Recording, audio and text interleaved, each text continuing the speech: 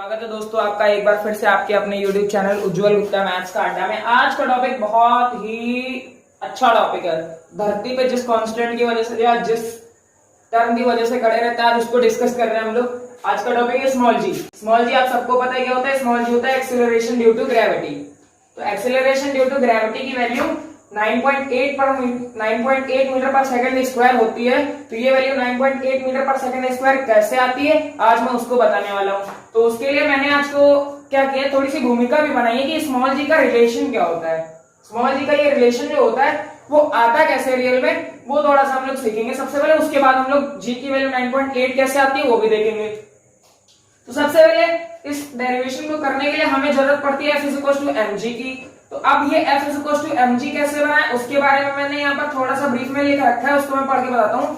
There is one situation however in which we do encounter a constant force, यानी कि एक कोई ऐसी सिचुएशन है जहां पर हम कांस्टेंट फोर्स के साथ काम कर रहे हैं। वो क्या है?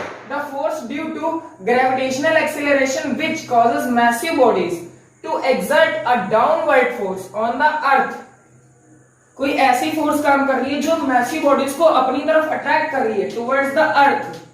धरती अपनी तरफ उन बॉडीज को खींच रही है या धरती की तरफ वो बॉडीज आ रही है खींची हुई।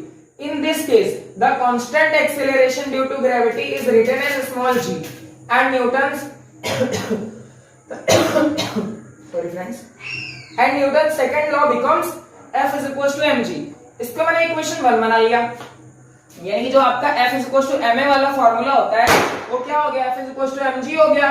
नेक्स्ट थिंग देखो यहाँ पर क्या है, व्हाट इज ग्रेविटेशनल फोर्स। तो वो क्या है, F = gm/r²। थोड़ा सा इसके बारे में भी बताना चाहूंगा कि न्यूटन का ग्रेविटेशनल फोर्स का जो फॉर्मूला है F = gm/r²।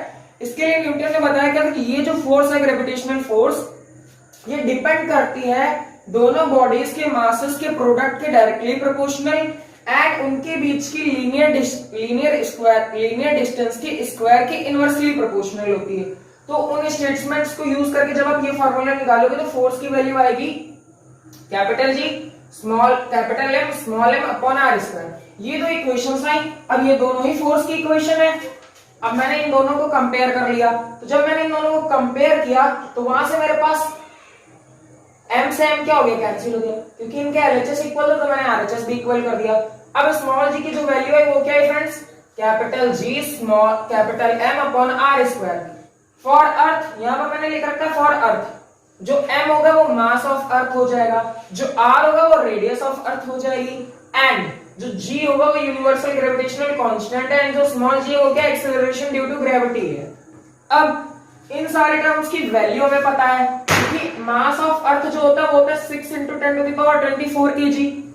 Radius of earth होती है 6.4 × 10⁻6 and small g universal gravitational constant value आपको पता है 6.7 × 10⁻11 newton metre square on kg²।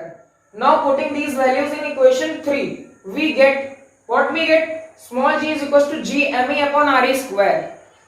यानी कि मैंने इस फॉर्मूले को अर्थ के लिए फॉर्मूला लिख लिया है, यानी अर्थ पर स्मॉल जी की वैल्यू क्या होगी उसके लिए मैंने e सफिक्स लगा दिया है। अब स्मॉल g = क्या हो जाएगा, g की वैल्यू आप पुट करो 6.7 × 10⁻11। 1 सेकंड फ्रेंड्स। तो अब मास ऑफ अर्थ वो हो गया 6 × 10⁻24। रेडियस ऑफ अर्थ का स्क्वायर लिखा हुआ तो उसको दो बार लिखा, 6.4 × 10⁻6 into 6.4 × 10⁻6। नाउ न्यूमेरिकल्स को एक साथ लिख लो, यानी कि न्यूमेरिकल टर्म्स को, एंड जो एक्सपोनेंशियल टर्म है उनको एक साथ लिख लो, यानी कि एक्सपोनेंट में लिखे हुए हैं।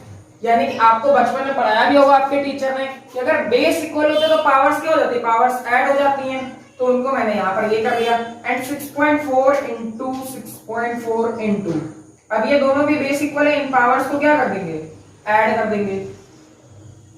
अब इनको आप मल्टीप्लाई करो, 6 7 जा 42, 6 6 जा 36 एंड 4 40 हो जाएगा।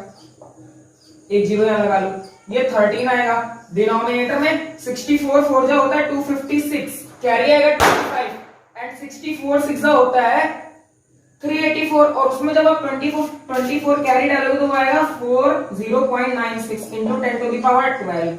अब आपके पिक्चर में एक और चीज पढ़ाई होगी कि अगर बेस इक्वल होते हैं और पावर्स डिनोमिनेटर में लिखी होती हैं तो वो क्या हो जाती है, सब्ट्रैक्ट हो जाती हैं।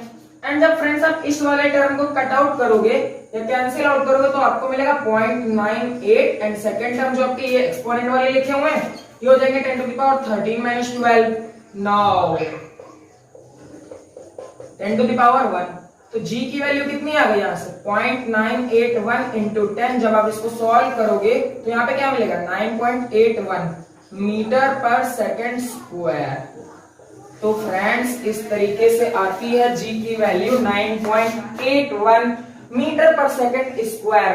आपको जस्ट रिवाइज हो गया होगा, क्लास 9 की एनसीईआरटी में ये टॉपिक दे रखा है कैसे g की वैल्यू 9.81 निकालते हैं। दिवाली का माहौल हो रखा है, मोहल्ले में भैया सब पटाखे लगा रहे हैं और हम g की वैल्यू निकाल रहे हैं क्योंकि हम इसी की वजह से यहाँ पर खड़े हुए हैं। ठीक है, तो फ्रेंड्स ये वीडियो आपको कैसा लगा आप कमेंट सेक्शन में जरूर कमेंट करके बताएं और बीच बीच में जो पटाखों की आवाज आई उनसे आपको कितना मजा आया आप वो भी कमेंट करके बताएं। Thank you friends.